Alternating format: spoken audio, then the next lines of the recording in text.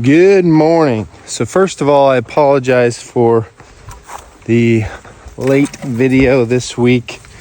We're on the road a lot this week. It's just sometimes kind of the way it goes, you know? When you're not doing this full time, it's hard to get the videos out always perfectly, consistently when I want to, but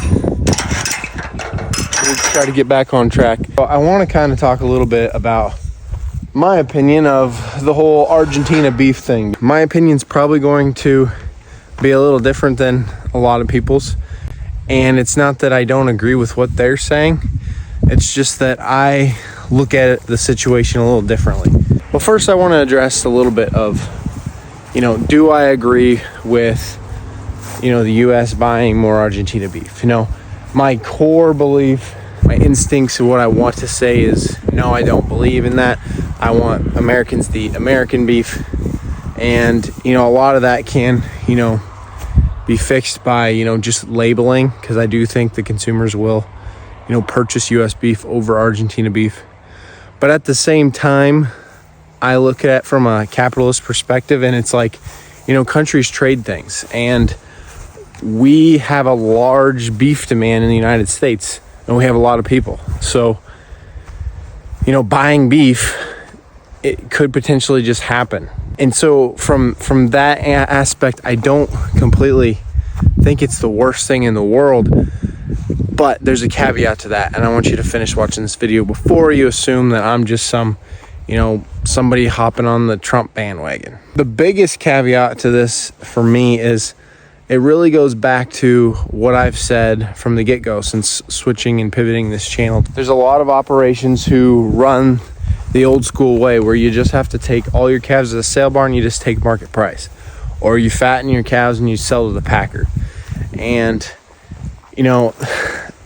that is okay when prices are good, like right now. And it's not that hard to make money. And I understand where it's like it shouldn't be that hard to make money in this industry. But at the same time, I think that if you see the writing on the wall, there's only a few big packers.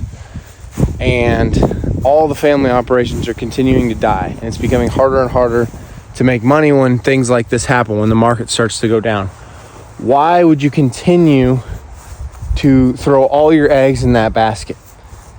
Why wouldn't you start to look for a niche to kind of work yourself into to diversify your income a little bit, to where you can actually maybe build a little bit of a profit system from the side and scale that to where you don't have to rely strictly on, the market being up or a second, full-time job to make this work.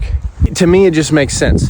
And what do I mean by this? I mean, direct consumer is an obvious one. It's a lot of extra work. I'm learning it right now. We're doing it with the 3 head here on this channel.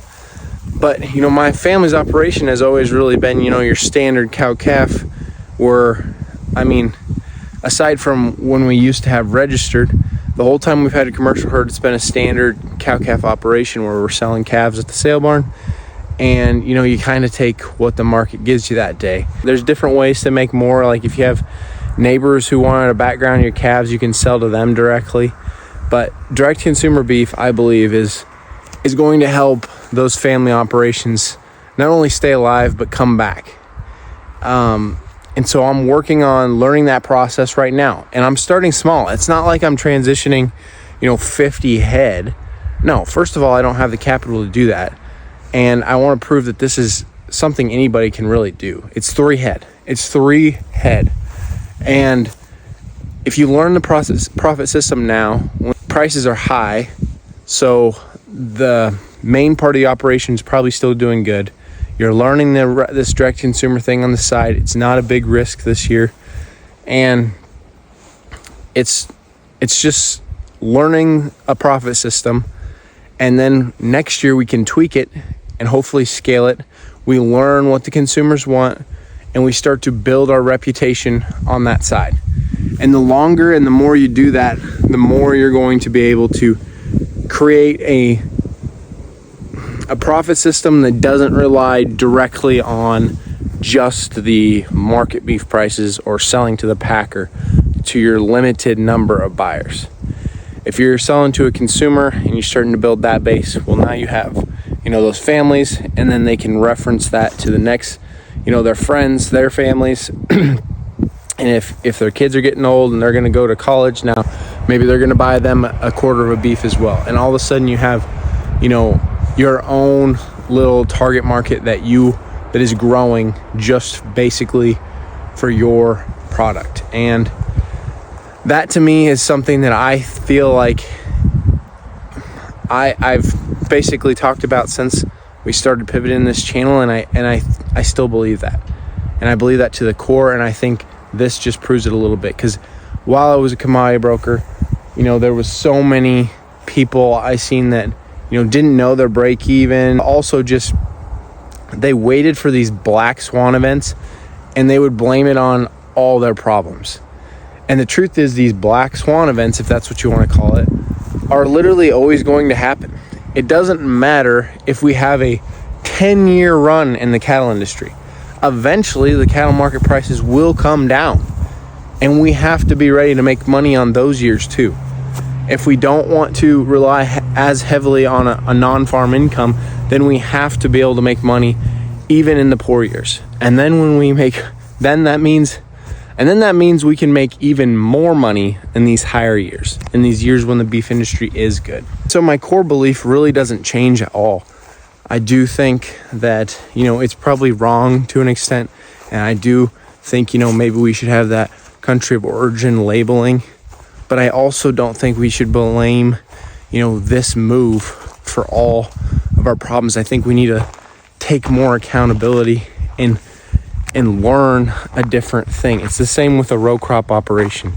If you're so dependent on only growing, 2 crops, and you don't have, a backup system, and we start to have, multiple years where the crop prices are as low as they are, I'm seeing it right now in people's numbers. I'm an ag lender.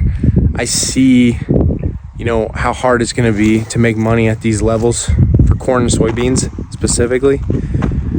I think people need to start learning to build a profit system that's running more like a business versus just growing 1 or 2 commodities and relying on global trade or relying on big commodity markets to make or break their operation. Because we've seen so many operations do that since the 80s, and a lot of them that stayed alive because of the appreciation in land values. And and a lot of that's true with the cattle market as well. The appreciation of land values allows the lenders to continue increasing their line of credits in these bad years, and all of a sudden you have this big credit card that's never getting paid off, and that's not what I want to see.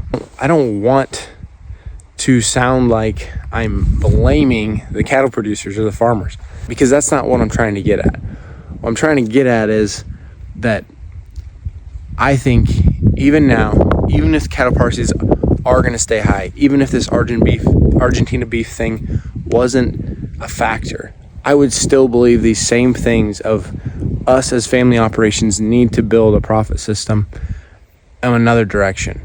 And if you want to do it in some different way, if you want to grow something in old shelter belt, if you want to, maybe have, maybe raise show cattle or raise bulls, or I don't know, have some other specialty meat breed, Wagyu beef, anything. I don't know. It can be whatever you want to do, whatever works in your area, whatever works for your operation.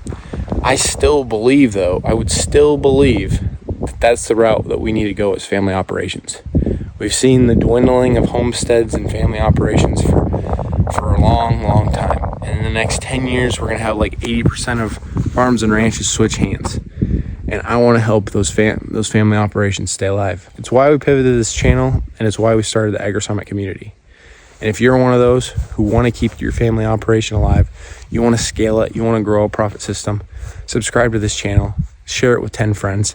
Check out the AgriSummit link in the description. Appreciate y'all. And as always, God bless.